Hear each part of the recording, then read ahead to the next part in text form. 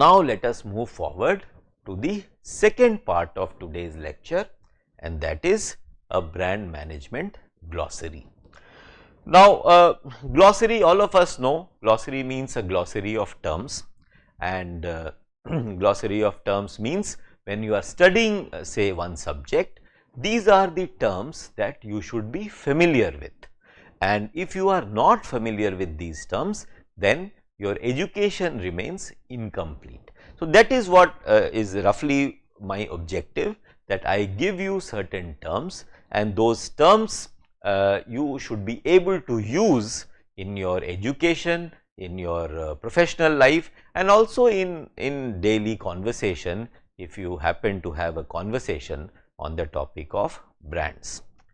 Now I am not going to cover an exhaustive kind of list. I will cover a few important terms which in my view should be known to you. So the first term that comes to me is brand diary.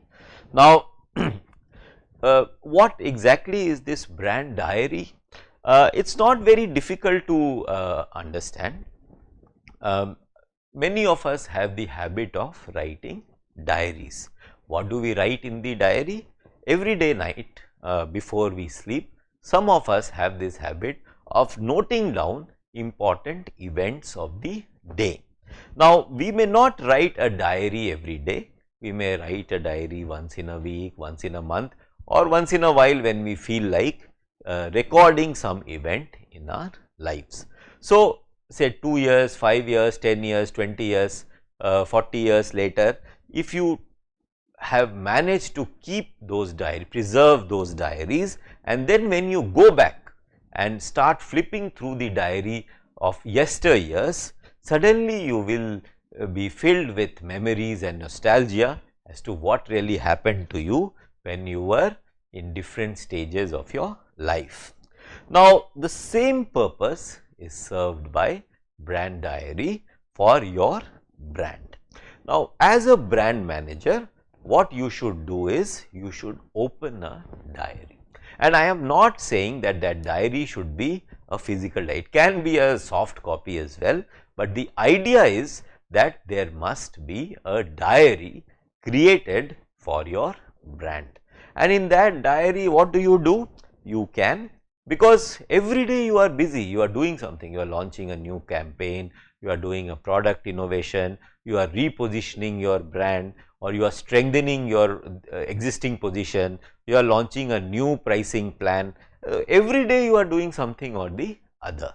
But what qualifies to get listed in the diary is that which is something significant, something which is a departure from what you have been doing on a regular basis. And of course, this decision rests with the brand manager. It is for the brand manager to decide what will go into the diary and what need not go into the diary. Otherwise, what I would recommend is that you open a diary and you record that the important things that you have done either on that day or in that week or that month or that quarter, and so on and so forth. I would also urge you that when you are recording the events in the life of that brand, I would urge you that you use some pictures. So say paper cuttings or some new campaigns, so pictures of those campaigns, because see, we must understand that as a marketing professional, we are also dealing with visuals. We are not dealing with only words. So, and if you recollect, we also spoke about 4 brand associations. We didn't speak of one brand association which is verbal description. We spoke about 4 brand associations, and out of that only 1 had words. Other 3 were visual, emotional and sensory. So, as far as possible, you use the other cues too while you are making entry into your brand diary. I must emphasize or insist that if you are able to do it, 5 years later, when you look back and when you turn the leaves of your diary, you will be a richer person from the perspective of experience. So, this was the first concept that I wanted you, all of you, to learn and understand. Second concept I thought I would share with you is an idea called brand love. Now, again, this love is a very often repeated term, and at the smallest of instances nowadays everybody uses the word love. Sometimes they are serious, sometimes they are not very serious, but here when the word love gets associated with the word brand, it becomes a marketing strategy. All right. And what is that marketing strategy? Let us read it from the slide. It says that brand love is a marketing strategy that looks to adopt brand loyal customers and turn them into advocates or influencers for your brand. Now, this is what brand. So, this is not a simple loyalty towards a brand. It is not simple likeness of a brand. It is something at a higher level. It is at a level where you love the brand. All right. And loving means when you are in love with someone, what do?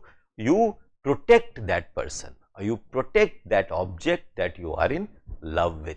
You proclaim. You don't really you don't just protect that person or that object, but you also proclaim that I am in love with that person, or I like that person, I enjoy that person's company, and so on and so forth. It shows in your demeanor, it shows in your thoughts, and it also shows in your behavior when you are in love with someone or something. Now, when we turn it into a marketing strategy, what we do is we use that feeling, that emotional bond that a consumer has with the brand, and how it is used. This emotional bond is celebrated. It is valued by the organization. Organization tells that customer that since you like it very much, we would like you to talk about our brand. So, instead of Samsonite hiring an Amitabh Bachchan as a brand ambassador, what they can do is they can hire, or they can suggest to people who are loyal customers of your brand, and come on the television and talk about television or any other platform, and you talk about your experience, talk about the reasons why you love my brand. So, this way what a company does, it turns a brand loyal customer, a customer who loves your brand rather than just being loyal, he actually loves your brand, to convert them into an advocate or an influencer. Because if they love your brand, when they speak, they will speak out of conviction, they will speak out of genuine interest and real understanding. And when they speak to the prospective customers would feel that yes, the person who is speaking is a real person. He is not a person whom company has paid to advertise. So, this way they incorporate the idea of sincerity, the idea of value, idea of originality, and idea of honesty into the marketing activity. So, this is how the idea of brand love gets converted into marketing strategy. Let us move forward and look at another term in brand management, and that is called co-branding. Now, again, it is not very difficult to understand what is co-branding. Branding is branding activity, and you are doing it together because it is co. So, co-branding means use of two or more brand names in support of a new product. Now, in the slide you can see there are two examples. One example I have given you in the course of my lecture, which is a co-branding exercise between Indian Oil and Citibank.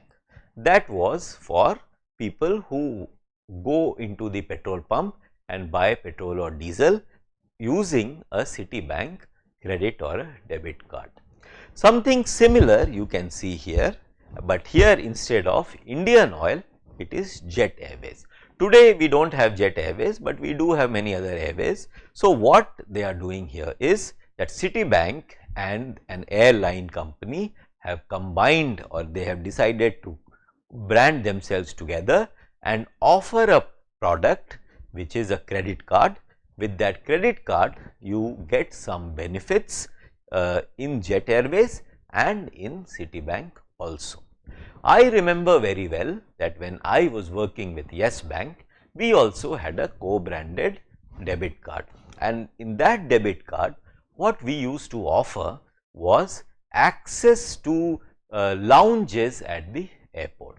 So, if you are carrying a Yes Bank debit card, you can go to any airport and you can enter the lounge. If you have to wait for a significantly long period for your flight, you can go to a lounge, flash your Yes Bank debit or a credit card, and you will be immediately given access to the lounge. So, that is a value that the co-branding brings to the customer, which is different from the primary brand promise. So, Yes Bank is a bank, it is not an airline industry, and the company it is partnering with, say an airline industry which is either Jet Airways or Indigo or whosoever, they are also not into the lounge business, but because they have come together, they are offering a new service to the customer, which is access to the lounge at a large number of airports in the country. The next example that you see in the screen is 3 companies coming together to launch a new product. Now, which are these 3 companies? One you can see is Canara Bank, second is an HSBC financial company, and you have one more bank called Oriental Bank of Commerce. So, 3 financial services companies are coming together to launch one product called life insurance plans. Now, why do you think 3 companies have come together to launch one life insurance product?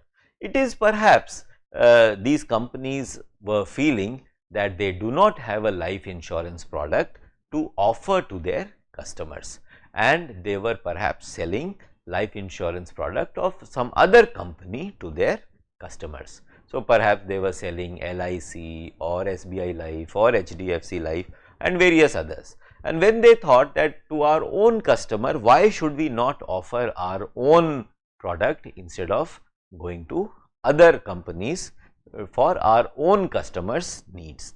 So, all 3 of them came together and they created a life insurance product which was branded with the use of all the 3 names, which is Canara Bank, HSBC and Oriental Bank of Commerce. Of course, once they have launched the product, they feel that they should leverage it also, because why should only their own consumers buy this life insurance product? So, they start selling it to everybody, and they also realize that in this co-branded product, there are 3 brands involved.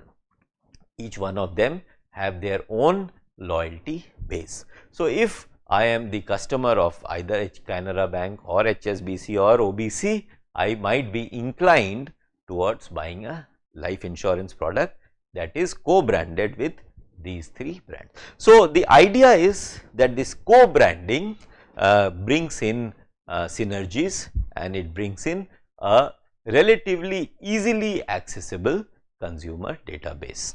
So, this is the object of co-branding. Next is brand audit. Now, all of us know what is audit. A community of chartered accountants is what we generally associate this idea with, that who does audit? It is the chartered accountants who do audit. But if we have to do audit or interpret this idea of audit in the context of brand management, what does it mean? And let me tell you the definition of brand audit. As you can see on this slide, a brand audit evaluates your brand's position in the marketplace and covers three areas. So, remember, any brand audit, for it to qualify being called as a brand audit, should cover three areas. First is internal branding. And what is internal branding? It is the values of your brand. Alright. So, internal branding, see, when you do internal branding, whom are you talking to? You are talking to your own customers. You are not talking to outsiders. And when you are talking to your own customers, you don't have to be excessively polite or do enormous marketing. That's not required, because you are talking to your own organizational employees. So, because if you try to be insincere, everybody will understand. So, internal branding will always have that lack of marketing element, which means it will have a lack of that promise that we are trying to make to the consumer. Internally, what we are trying to do is, we are trying to enable that promise. So, the promise that we are making to the customer, internally we will arrange our behavior, our culture in such a manner that we are able to satisfy the brand promise to the customer. So, internal branding reflects your internal values. So, when we do a brand audit, we will look at what kind of internal branding you are doing for your brand. Second thing is mission. Now, what is this mission? You remember we spoke about a marketing plan, and then that marketing plan gets interpreted into regular brand management and other marketing activities. Now, this marketing plan is derived from the mission of the brand, and which is also a derivative of mission of the organization. So, if an organization wants to become the largest organization in the world, then its brands will also have to have that kind of a mission, so that it helps the organization in becoming the largest organization in the world. So, what brand audit will do is, it will see what mission have you given, or in what words you have articulated the vision or the mission of your organization, and then its derivative as mission of the brand.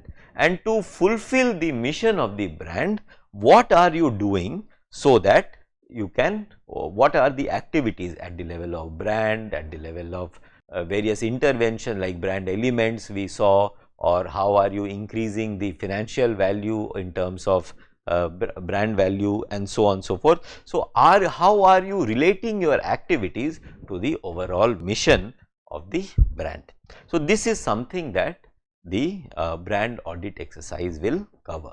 And then the third part is company culture.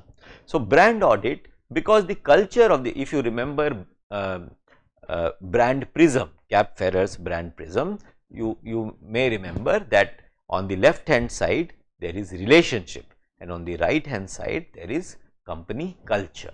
So, this culture will determine the nature of relationship that your brand will have with the customer. So, a brand audit will look at your company's culture, and is that culture facilitating the relationship that you are trying to develop between your brand and your customer. So, brand audit covers these three areas, and any brand audit, I mean, as a brand manager, my suggestion is that you must think of conducting this brand audit at least once in 2 or 3 years. I am not suggesting that you do it every year, because brands do not change very quickly, and they should not change very quickly, because when you make a brand promise, that promise should remain relevant for a reasonably long period of time, for first people to be aware of, and then people to experience it, and then you give them an opportunity to become loyal to that experience. So, in my view, no brand audit should be done at a frequency which is more than once in 3 years. So, you can keep this in mind. The next point is brand design and aesthetics. This is something that we also studied as brand elements in the past.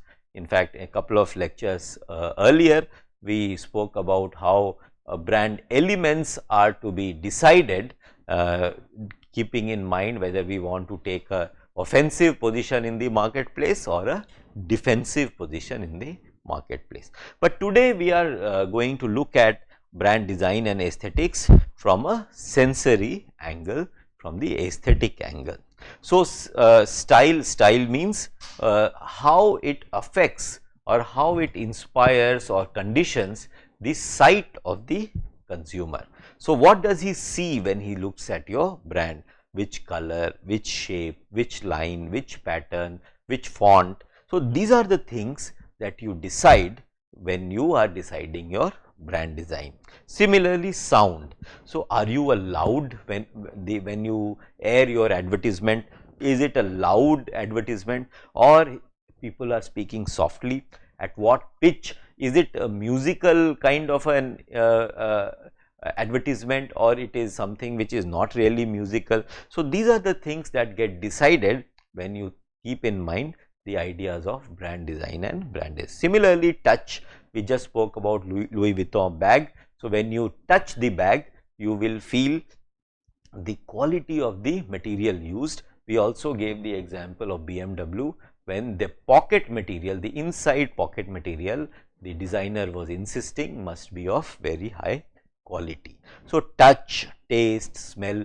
You may also remember we spoke about the new Coke and how the new Coke was a big failure because they relied excessively on an experiment done by Pepsi, which was largely focused on taste, whereas consumption of Coca-Cola is not so much about taste, but it is about the consumption of the brand Coca-Cola rather than the actual fizzy drink. So, what I am trying to say is that if you are in the business of marketing of sensory experiences, if your products and service have sensory experiences as an important pivot on which people buy your product, you must focus on these ideas of brand design and aesthetics. Next thing is themes, which is content, meaning and projected image. What does it mean? It means that when you are designing or when you are engaging with the idea of brand design and aesthetics, you must keep in mind what is the content, alright. So, it is not just about form, it is not just about shape and contours, it is also about the content. So, what content is getting communicated through that form, through that shape, through that contour, through that color and so on and so forth. So, content and meaning, see, content and meaning go together. Suppose you use one word, say you use the word passion. Now, passion is a content and passion has certain meaning also. Now, how do you interpret the word passion and the meaning of the word passion into your brand, into your product? So, this is very important for you to think about when you are working with brand design and brand aesthetics. And when you are working with content and meaning, you must not forget that there is a projected image. Your brand itself is that projected image. But when you are trying to create new images around your brand, you must make sure that the projected image has a resonance, or it relates to the content and meaning that you are trying to convey. So, projected image should relate to directly and ideally very closely to the content and meaning that you are going to project in the marketplace in the name of brand design and aesthetics. So, finally, brand gym. In brand gym, we say that all the data that you collect, don't just look at the data, but you try to relate that data. Don't just look at the findings, try to relate those findings and come up with an insight. And only when you have an insight, you will be able to work with it, you will be able to interpret it in your work and then make changes or modifications in your campaign, in your plan, in your strategy and so on. So, brand gym is also about when you obtain these insights, you work those insights in such a way that the fundamental questions about your brand, why does this brand exist, what service does it intend to deliver to the customer. So, these basic questions, fundamental questions must be revisited again and again and again in the light of new insights that you receive through your research findings.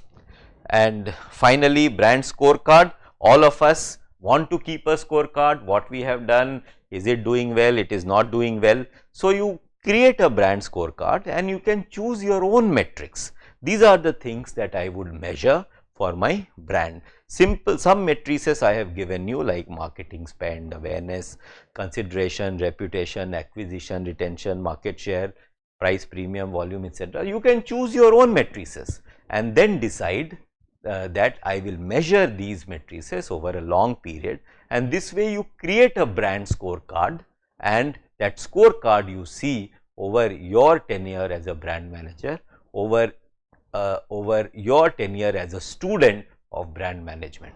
So, this way you will know where you are going, where your brand is going and how successful you are in whatever you are doing. So, this way we come to the end of this course called brand management. We have seen, you have listened to 20 lectures on the topic of brand management, and we have covered a vast number of issues which are some concrete, some abstract, some interesting, some may not have been very interesting, some are very colorful, some are not, some are black and white, but they are very deep. So, I hope that you have been able to look at this idea of brand and this activity of brand management in great detail, in great depth as well. We have tried to understand the interconnections with various other disciplines within and outside. I hope you had a good time. I hope it was a good and happy learning journey. Thank you very much for paying attention, and I will be happy to engage with you whenever we get a chance again. Thank you very much.